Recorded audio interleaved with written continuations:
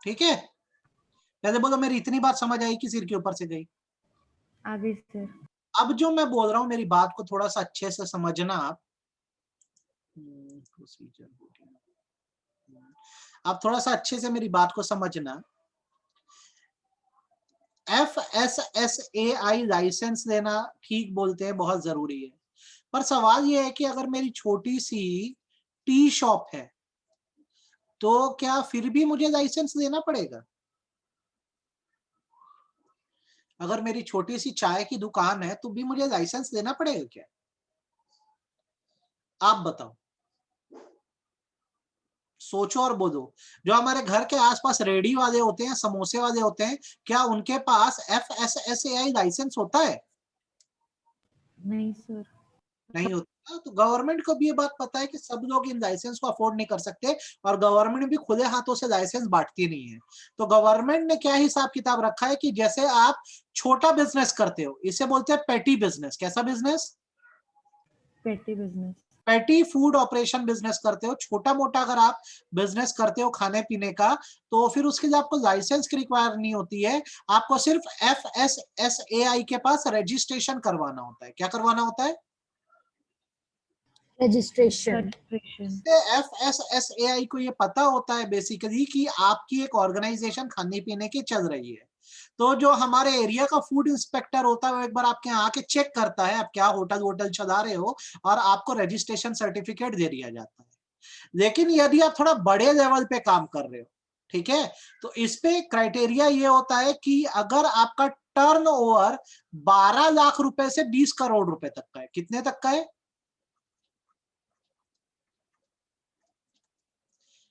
12 लाख रुपए से 20 करोड़ रुपए का टर्नओवर है। अगर आप बड़ा फूडिंग बिजनेस कर रहे हो तो इसमें आपको लाइसेंस लेके काम करना होता है, और यहाँ पे लाइसेंस स्टेट गवर्नमेंट देती है। तो ध्यान से मेरी बात को सुनो और अच्छे से सीखो। अगर आप छोटा मोटा बिजनेस कर रहे हो, पेटी फूड बिजनेस ऑपरेशन कर रहे हो, तो लाइसेंस नहीं चाहिए आपको, केवल आपको रजिस्ट्रेशन करवाना है। लेकिन अगर आप एक बड़ा बिजनेस कर रहे हो जिसमें आपका टर्नओवर 12 लाख से 20 करोड़ तक है, तो आपको स्टेट गवर्नमेंट FSSAI लाइसेंस देगी। कितना क्लियर है? कितना क्लियर है मेरी बात बोलो। सर पूरा। अगर आपका टर्नओवर 20 करोड़ के ऊपर है, अगर आपका टर्नओवर 20 करोड़ के ऊपर है, अबव 20 करोड़ है, तो फिर आपको जो लाइसेंस देने का काम है सेंट्रल गवर्नमेंट करेगी। इसे सेंट्रल FSSAI लाइसेंस कहेंगे। अब बोलो कितना क्लियर है? अब बोलो कितना क्लियर है? छोटे बिजनेस चला रहे हो लाइसेंस नहीं लगेगा, सिर्फ रजिस्ट्रेशन लगेगा। बड़ा बिजनेस है तो क्राइटेरिया है, 12 लाख से 20 करोड़ तक का बिजनेस है टर्नओवर का, तो स्टेट से FSSAI लाइसेंस लगेगा, और 20 करोड़ के ऊपर का है तो सेंट्रल गवर्नमेंट से FSSAI लाइसेंस लगेगा। कितना क्लियर है? क्लियर है सर। अच्छे से। यहां पर जो आपको लाइसेंस प्रोवाइड किया जाएगा, चाहे सेंट्रल से हो या स्टेट से हो, इस लाइसेंस का वैलिडिटी पीरियड वाराई करता है 1 year to 5 year and renewable. अब बोलो ये बात कितनी समझ आई? अब बोलो ये बात कितनी समझ आई? आ गई सर। आ गई। अभी तक चैप्टर सीखे कि नहीं सीखे ये बताओ। हाँ सर। चलो अब इसमें पढ़ के भी देख लो। जैसे आपको मैंने ये बता दिया है भाई कि कितने डिजिट का रजिस्ट्रेशन नंबर है। अब मुद्दे की बात पर आते हैं। FSSAI, ये आप ऊपर का इंट्रोडक्शन आपको लगे तो आप पढ़ो, अदरवाइज कोई जरूरत नहीं है इसको पढ़ने की। अब सीधे आना, FSSAI रजिस्ट्रेशन किसको लगने वाला है? तो मैंने बताया कि ये रजिस्ट्रेशन जो है वो किसके लिए वैलिड है? पेटी फूड बिजनेस ऑपरेटर के लिए। क्या आपको ये बात समझ आई थी? इनको जी सर। लाइसेंस देना होता है, इनको क्या करवाना होता है? रजिस्ट्रेशन। रजिस्ट्रेशन। आपको एग्जाम में जो पूछता है वो ये पूछता है कि पेटी फूड बिजनेस ऑपरेटर बोलते किसको हैं, चिल्लर काम करने वाले कौन होते हैं?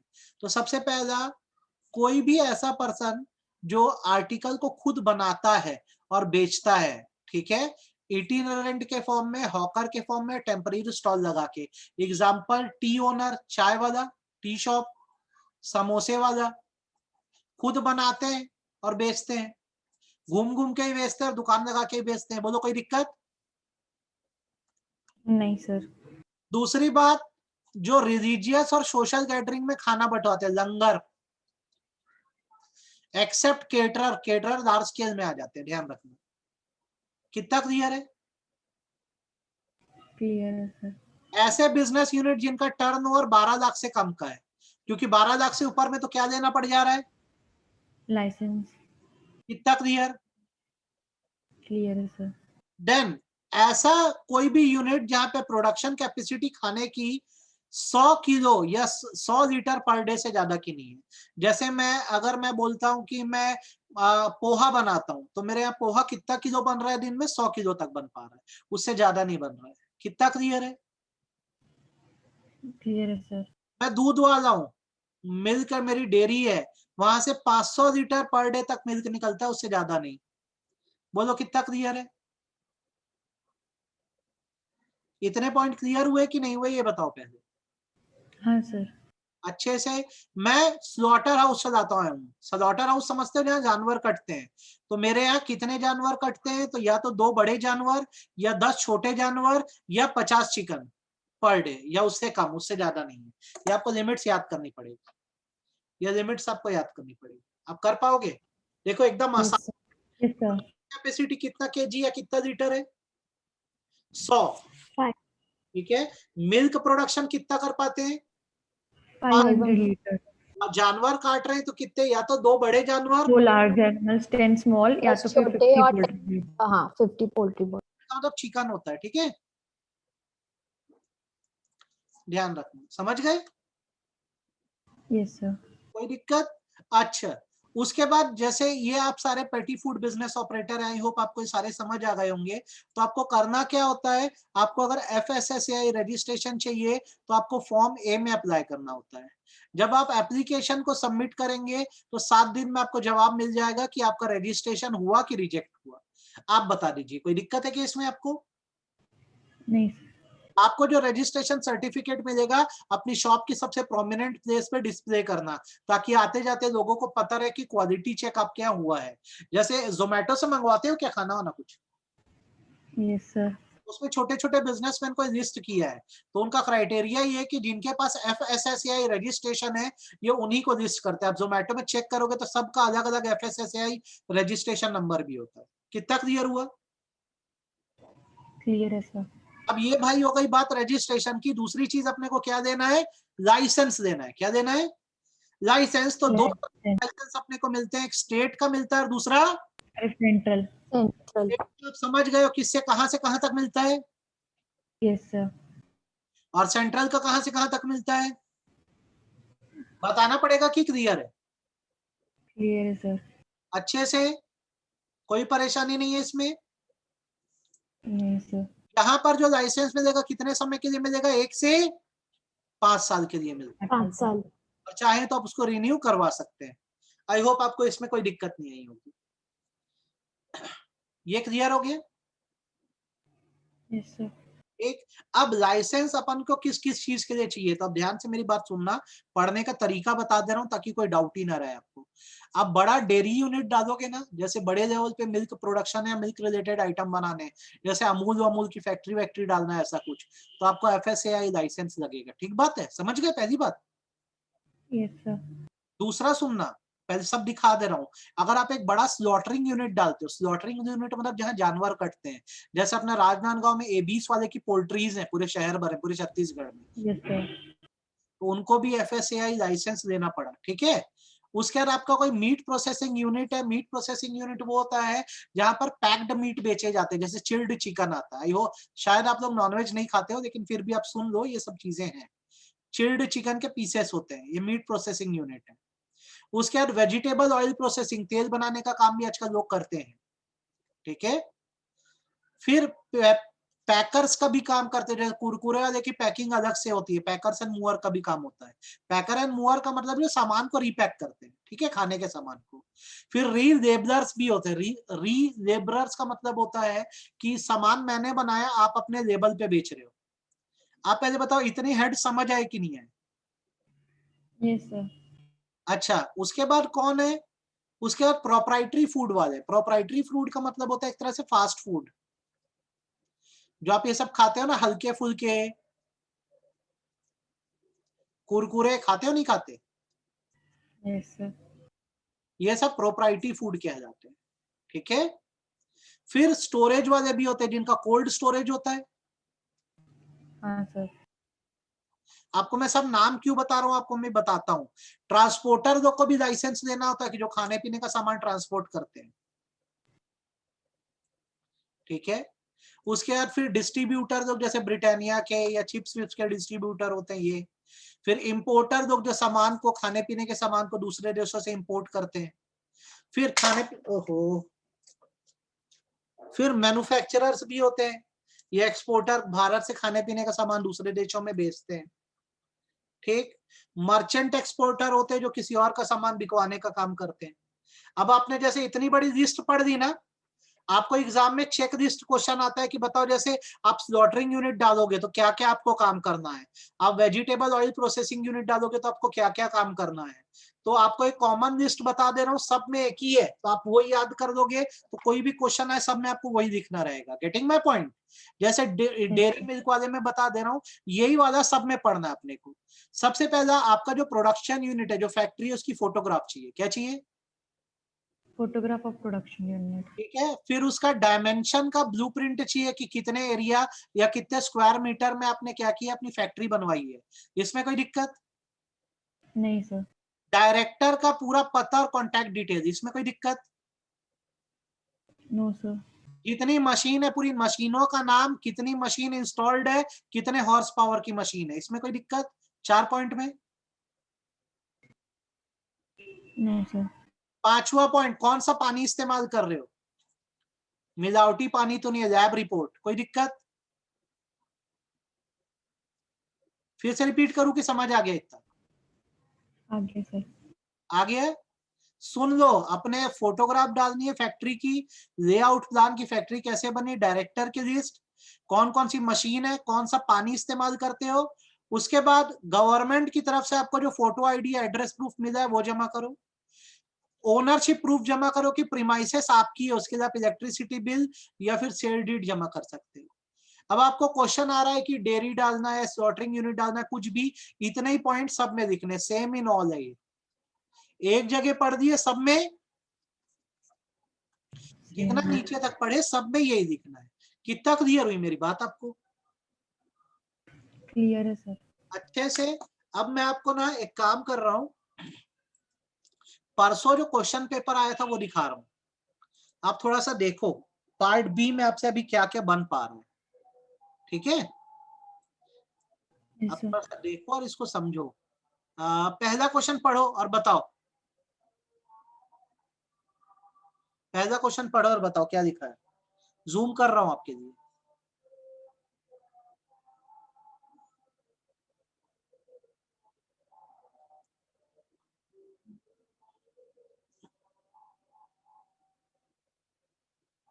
सर हो जाएगा अच्छे से, की दिक्कत आएगी?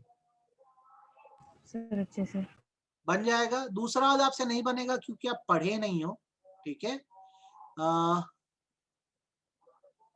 ये कौन सा पेज आ गया? नहीं, ये पेज नंबर कौन सा था? 4 है ना, तो 4 के बाद 5 आएगा पेज नंबर आपका। ये पढ़ो, अब ये पढ़ो, सी वाला क्वेश्चन पढ़ो। ये बनेगा कि नहीं बनेगा?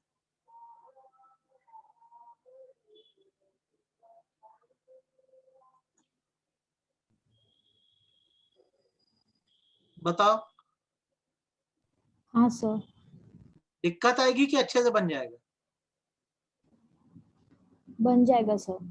डी क्वेश्चन पढ़ो, बनेगा कि नहीं बनेगा?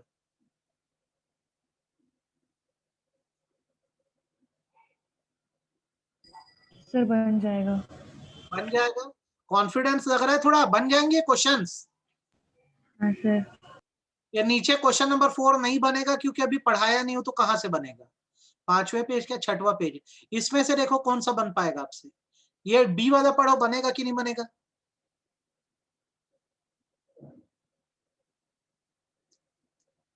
हाँ सर बन जाएगा। ई वाला भी कराया नहीं हो तो मैं आपसे बोलूंगा नहीं, डी वाला आपसे बन जाना चाहिए, पढ़ के देखो।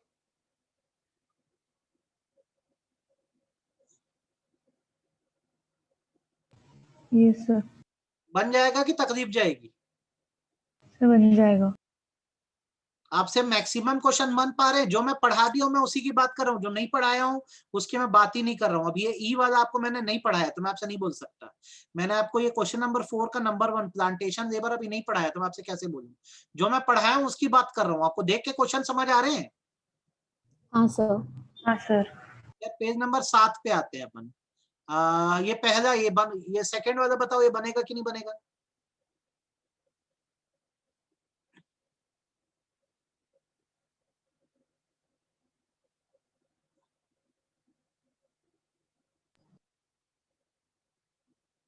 बताओ, बनेगा? बताना हाँ है सर। के लिए क्या भरना होता है, ईपीएफओ के लिए क्या, ईएसआईसी के लिए क्या, कर पाओगे? Yes sir. पक्का सोच लो सर एक बार बता दो। बेटा। जीएसटी के लिए हमें ऑनलाइन अप्लाई करना होता फॉर्म, GSTIN 1 में। हाँ सर। के लिए हाँ याद आ रहा है? ईपीएफ के फॉर्म। हाँ ये बस फॉर्म के नाम लिखने, एक एक नंबर का 3 नंबर मिल जाता।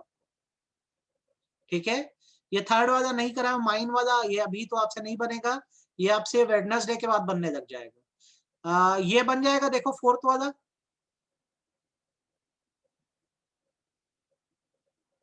हाँ हाँ सर सर बन जाएगा। बन जाएगा। उसके नीचे वाला, हाँ ये भी बन जाएगा। फिर बन जाएगा। तो कितने क्वेश्चन आपसे बन पा रहे हैं, एक बार मैच कर दिया जाए जरा। 3 नंबर 3 नंबर 3, 9 नंबर यहाँ से बन जा रहा है ना? उसके यस सर। 9 के बाद आपसे 5 नंबर का एक क्वेश्चन, 5 नंबर का एक क्वेश्चन, 10 नंबर का बन जा रहा है, 19 नंबर। यही हो रहा है? हाँ हाँ सर। सर। अच्छा, ये कॉपीराइट वाला 3 नंबर का आपसे बन जा रहा था, हाँ हाँ सर। सर। ये स्ट्राइक वाला 3 नंबर का आपसे बन जा रहा था, हाँ सर। है ना? और क्या इतने ही आए पार्ट बी से? लेवल ऑफ क्वेश्चन समझ आया कि नहीं है ये बताओ? Yes sir. पार्ट बी से इतना ही पढ़े और उतना ही आपसे बनेगा। ये ड्राई समोसा तो बन जाएगा ना 5 नंबर का।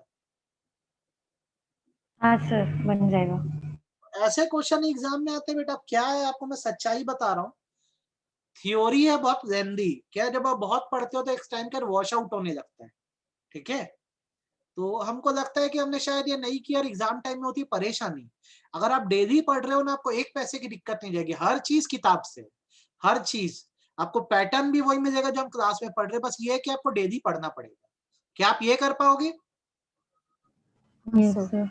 Second thing, health issue. अभी जो बच्चे एग्जाम लेने गए, 4 ऐसे बच्चे जो बीमार पड़ गए, सिर्फ स्ट्रेस लेके बीमार पड़े, टेंशन लेके। ठीक है, तो ये काम करना कि एग्जाम टाइम में टेंशन लेना ही मत भूल के भी। आ रही है मेरी बात समझ में? अपनी हेल्थ का ध्यान यस रख, सर। डेली पढ़ोगे तो एक पैसे की दिक्कत नहीं जाएगी। बहरहाल क्वेश्चन पेपर आपको पार्ट बी कैसा लगा अभी देख के? अभी आप पेपर अच्छा था सर। देख थी। श्रुति कैसा लगा पार्ट बी? सर अच्छा था। ऐसा ही पेपर आता है बेटा। इस बार क्या किया, इस चैप्टर का थोड़ा सा किया है तो ध्यान रखना थोड़ा, है ना? तो यस आप सर। जैसे डेयरी का काम कर रहे हैं अपन या स्लॉटर हाउस का कर रहे हैं, कोई भी कर रहे हैं, एक चेक लिस्ट वही है जो ऊपर पढ़े, सब में वही पढ़ना है और सब में वही लिखना है। कर पाएंगे अपन? Yes sir. तो यहाँ पे आपका फूड लाइसेंस भी खत्म हो गया। ठीक, अब एक हिस्सा पूरा खत्म, आपने फूड लाइसेंस भी दे दिया। अब बारी आती है जैसे अपने को ट्रेडमार्क देना है किसी चीज का, तो ट्रेडमार्क कैसे दें? आप ट्रेडमार्क का पहले तो बताओ, रजिस्ट्रेशन आपको कितने समय का मिलता है? 5 years। गलत बोल रहे हो। Sir 10 years। हाँ 10। 10 का था 10। किसके पास अप्लाई करना पड़ता है? Trademark office. ट्रेडमार्क ऑफिस में, है ना? सही बात है। Yes sir.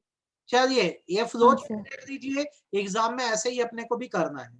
ठीक है, समझ लो बहुत इजी सा फ्लो चार्ट है। आपने एप्लीकेशन फाइल किया, बताओ फर्स्ट स्टेप में कोई दिक्कत? आपने एप्लीकेशन नहीं। डाल। दूसरा, आपको एक एप्लीकेशन नंबर में दिया जिसको ट्रैक करके आप स्टेटस देख सकते हो एप्लीकेशन का क्या है। बताइए कोई दिक्कत? नहीं सर। No sir. के मार्क को एग्जामिन किया गया, अगर कोई ऑब्जेक्शन नहीं है तो आप आगे बढ़ते हो, और अगर ऑब्जेक्शन रिसीव होता है, आपसे पूछा जाता है कि ये ऑब्जेक्शंस आए हैं, आप रिप्लाई करो, तो आप क्या करते हो उस चीज का? रिप्लाई करता है। तो फिर आपको शो कॉज के लिए अगर जरूरत पड़े तो बुलाया जाता है, हाँ भाई तुम्हारा रिप्लाई होता है सेटिस्फैक्टरी नहीं है। अगर नहीं सेटिस्फेक्शन मिला तो आपका रजिस्ट्रेशन क्या हो जाता है? रिफ्यूज। अच्छा, अपन का एक हिस्सा ये हो गया। इधर आते हैं, एग्जामिनेशन रिपोर्ट आई सरकार की तरफ से, किसी को कोई ऑब्जेक्शन नहीं है, तो हमारा रजिस्ट्रेशन क्या हो गया? एक्सेप्टेड। फिर हम क्या करेंगे, एक जर्नल पब्लिकेशन देंगे, पेपर में ऐड देंगे, जनरल पब्लिक को कोई ऑब्जेक्शन तो नहीं है। नहीं है। सपोज करो अगर किसी को कोई ऑब्जेक्शन नहीं है तो आपका ट्रेडमार्क क्या हो गया? रजिस्टर्ड। रजिस्टर्ड। ठीक, हर 10 साल में क्या करवाना? रिन्यूएबल। अगर कोई अपोज कर दिया तो क्या होगा? या तो डिनाई होगा या तो एक्सेप्ट होगा। कैसा लगा? Yes sir. अच्छा था सर। कितना समझ है ये बताओ मेरे को, कंफ्यूज तो नहीं होगा फ्लो चार्ट में? नहीं सर। अच्छे से क्लियर है? हाँ सर। पक्का? हाँ यस सर। ये तो भाई तुम्हारे ट्रेडमार्क का रजिस्ट्रेशन अगर प्रोसीजर पूछा तो लिख पाओगे कि नहीं लिख पाओगे, ये बताओ तुम। सर लिख लेंगे। लिख पाओगे, सोच के बोलना। इसके पॉइंट्स में लिखवा दूं क्या इसको? सर ऐसे फ्लो चार्ट में नहीं लिख सकते? बिल्कुल कर सकते हैं, फुल मार्क्स मिलेगा, इसमें भी कोई दिक्कत नहीं है, लेकिन यस आपको सर। पॉइंट्स पता होने चाहिए। कर पाएंगे? Yes sir. हाँ। श्योर हो? Yes sir. इस टाइम डबल पढ़ने में कंफर्टेबल हो कि दिक्कत है? सर कोई दिक्कत नहीं है। तो थोड़ा क्या होगा, अपना टाइम भी बढ़ जाएगा और अच्छा भी रहेगा। जो सुबह पढ़ाता हूँ यस उसको सर। पढ़ दिया करो, फिर अभी पढ़ाता हूँ उसको आगे कर दिया करो, बन जाएगा। Yes sir. चलिए कॉपीराइट के प्रोसीजर पे आइए। किसके प्रोसीजर पे? कॉपीराइट। ये ऊपर का तुमको इंट्रोडक्शन लगे तो पढ़ो, नहीं लगे तो कोई जरूरत नहीं है पढ़ने की, तुम सीधे आना प्रोसीजर पे। तुमको क्या करना है कि एप्लीकेशन डालना है रजिस्ट्रेशन के लिए। ठीक, अगर काम एक से ज्यादा है तो हर काम के लिए क्या होगा? रजिस्ट्रेशन अलग। होगा। अलग एप्लीकेशन जाएगा। हर एप्लीकेशन के साथ क्या होगी? फीस लगेगी। प्लीज। हाँ। Yes sir. एप्लीकेशन पे एप्लीकेंट का साइन होगा और साथ साथ एक वकील का साइन होगा। अगर आप खुद एप्लीकेशन नहीं डाल रहे हो और वकील के थ्रू डाल रहे हो, एडवोकेट के, तो आपको एक पावर ऑफ अटर्नी भी साथ में बनानी होती है, जिसमें आप लिखते हो कि हम इस लॉयर को, एडवोकेट को पावर दे रहे हैं कि हमारे बिहाफ में कॉपीराइट के लिए अप्लाई करें। देखो जैसे तनीषा का एक वर्क है, अब उसका जैसे अपने को कॉपीराइट कराना, तो इधर तनीषा खुद करवा दे सेल्फ, पर कई लोगों को खुद नहीं जमता है तो वो किसी सीए, सीएस या एडवोकेट के थ्रू कराना चाहते हैं, मतलब एजेंट के थ्रू करवाना चाहते हैं। तो उस एजेंट के नाम पे इनको क्या बनवाना होता है? Power of attorney. Power of attorney. आप बता दीजिए, कोई दिक्कत? नहीं सर। नहीं सर। अब क्या होगा, ये जैसे आपने एप्लीकेशन डाला तो 30 दिन का आपका कंपलसरी वेटिंग पीरियड है। ठीक है, एप्लीकेशन डालने पर आपको एक डायरी नंबर मिल जाता है। डायरी नंबर मतलब ट्रैकिंग नंबर होता है, आप ट्रैक कर सकते हो कि आपका अप्रूव हुआ कि नहीं हुआ, और 30 दिन तक तो कम से कम वेट करना ही है। इसमें ऑब्जेक्शन पीरियड होता है, कोई चाहे तो आपके वर्क पे ऑब्जेक्शन ला सकता है। बताइए कोई दिक्कत इसको लेकर मन में? नहीं। अगर कोई ऑब्जेक्शन नहीं है तो आपको रजिस्ट्रेशन मिल गया, बस इतना ही होता है, बस इतना ही होता है। ये क्लियर हो गया आपको? Yes sir. अच्छे से क्या आधा अधूरा? अच्छे से। अच्छे से, तो बस इतने स्टेप्स में आपको करना है। ये स्टेप है यहां से लेकर यहां तक और कुछ नहीं। ठीक है, स्कोप पे अभी फोकस मत करना। आप ये ध्यान रखना, जो फीस है वो सेकंड शेड्यूल के हिसाब से पे की जाती है कॉपीराइट रूल्स के, और जो फीस है आप उसको चाहें तो पोस्टल ऑर्डर से या डिमांड ड्राफ्ट से ऑनलाइन पेमेंट कर सकते हैं, registrar of copyright new Delhi के एड्रेस पे। बताइए कोई दिक्कत? नहीं सर। आपको अच्छे समझ आया कि आधा अधूरा समझ आया? अच्छे फिर समझ, आगे पूरा। इतना आपको करना है आज। आप कर पाओगे? Yes sir. ये आप पढ़ो, कल इसके आगे सुबह हम लोग पढ़ने वाले हैं। ठीक है, ये यस आप, सर। ठीक है बेटा, बस काफी है आज के लिए। Thank you sir.